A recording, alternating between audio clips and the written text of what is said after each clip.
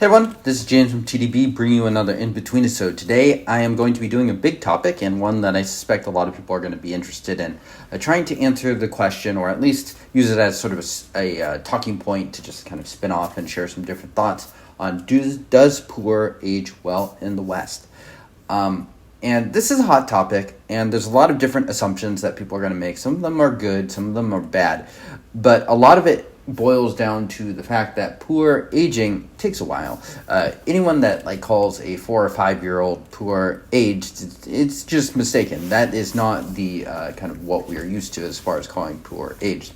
And of course, Pu'erh can be relatively aged at 20 years, or it could be relatively unaged, depending on the condition. So there's a lot of different confounding factors. There's often a lot of different lazy assumptions. Some people are really loosey-goosey with their kind of what is good storage. But I think if you are someone that really values the Pu'erh that you're drinking, you will recognize that storage plays a very, very important factor in determining what the tea actually is. So some people say good tea is good tea regardless. Of course that's true, but you can definitely have tea that is stored quite poorly, and that will definitely make the tea not live up to its full potential. That poorly can be done multiple different ways. You could be exposed to lots of sun, you could be stored too humid, you could be stored too dry, it could be too hot, it could be too cold, you could get mold. There are many countless different ways where storage can definitely go wrong. Another lazy term I've heard too that I can't help but disagree with strongly is, if you're comfortable, the tea is as well. I mean, it's just lazy. There's no other explanation for that. Humans and tea need different conditions in order to mature and to age. If we are talking about just strictly traditional storage, a lot of traditional storage, as Marshall defines it and whatnot, is in extremely uncomfortable conditions for humans. And, you could argue that, most people probably don't want traditional storage, and, most people aren't attempting that. But still, the fact remains is that the conditions to create good tasting tea, which, in my opinion, the traditional storage process does make, they are just very different conditions than the conditions that we live in. So storage absolutely matters. I want to make that very, very clear.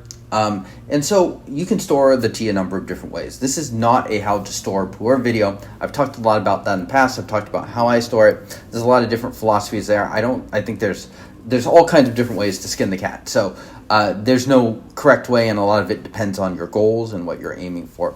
But one way I think generally is quite bad is on the shelf. And this just doesn't work very well. You're exposed to all kinds of different smells, potentially, even if you can eliminate that, which is totally possible. Usually the conditions that we live in the West, whether that's the US or Europe, are usually too dry inside. A lot of people will be like, well, I live in a place where it's humid or it rains. For instance, I live in Seattle. So you'd be like, oh, that's a wet place. How could it possibly be dry storage? Well, there's a couple reasons for that. One is that the storage, I'm doing it inside. I'm not storing my tea outside. Outside is a bad idea for different reasons. But inside is where we'll have heat during the winter. Heat will dry out the conditions. And so right now, even though it is, somewhat humid, it rained earlier today, it's 56 relative humidity. I think most people would say that is too dry for Pu'erh to age. It's also relatively cool. So the inside conditions are really, really what's important. Saying that you live in a humid place is just simply not enough, even though I understand why people arrive at that conclusion, because it's wet or dry, and I live in a wet place, so therefore it's wetter storage, and it should be good enough. And we also just need to think about the norms of Pu'erh. And so everyone is really, really anchored or benchmarked to what they are used to as far as the norms go. You can find people in, for instance, people in Hong Kong probably mostly think that Kunming storage is way too cold and dry. In fact, I've even seen people in Malaysia say that Taiwan storage is way too cold. And that's crazy for someone like me, because, Seattle is much, much cooler than both Malaysia, but also much, much cooler than Taiwan. And the storage is exacerbated far worse to much cooler conditions here, even with fussiness and whatnot, than it is in somewhere like Taiwan. So it's very, very much dictated by the norms. So what are the norms for Pu'erh? Well, there's a lot of different norms. But in general, the norms for kind of Pu'erh consumption, where it's consumed in southern China and Taiwan and Malaysia and whatnot, is these are pretty hot and humid places. If you're comparing southern China to some part of the US, it would probably be southern US or something like that, which is not really exactly a poor hotspot at all. Taiwan, I've seen the weather compared to something like Florida, and Malaysia, we're talking about tropics, so that's even further south, somewhere that's not even in the US. So we are talking about some very, very hot and humid places, and if we see that as the norm for what is normal storage, then of course the wet is much, much colder and drier on average. West is a big place too, so you don't want to draw too many generalizations, but I'm trying to talk in ways that are practical for most of the people watching this. So yeah, let's get back into kind of like the brass tacks in terms of does Pu'erh age well in the West? Another thing you can look at is the track record of Pu'erh aging. Now that we are in 2025, you can find people that have stored Pu'erh for 20 years. Pretty rare to find that, but certainly 10 years. A lot of my Pu'erh I've stored myself for close to a decade. And so the track record is frankly a bit shaky. There are some decent aged Pu'erhs, but it's rare to find someone that's kept their tea in good condition. A lot of people's Pu'erh habits fall off and whatnot, or they get a little bit lazy. Pu'erh is very much a long game. 10 years is just barely semi-aged, and if we're talking about like Kunming or even Seattle storage, that is just very lightly aged as far as this goes. So when we're talking about storage, it takes a long time, especially in the cooler conditions, to make much of a difference.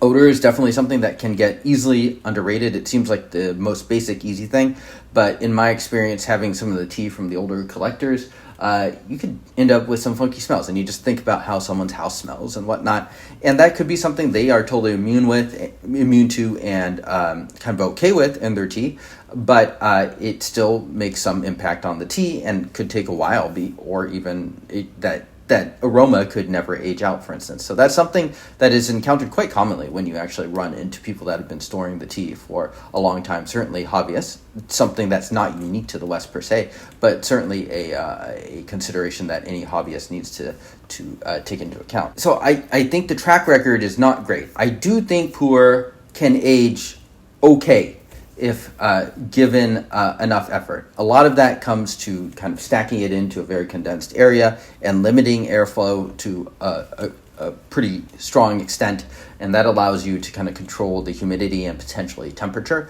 In my experience, my own storage here in Seattle, where I keep our place reasonably warm throughout most of the year, but reasonably warm when it comes to heating is something like high 60s or 70.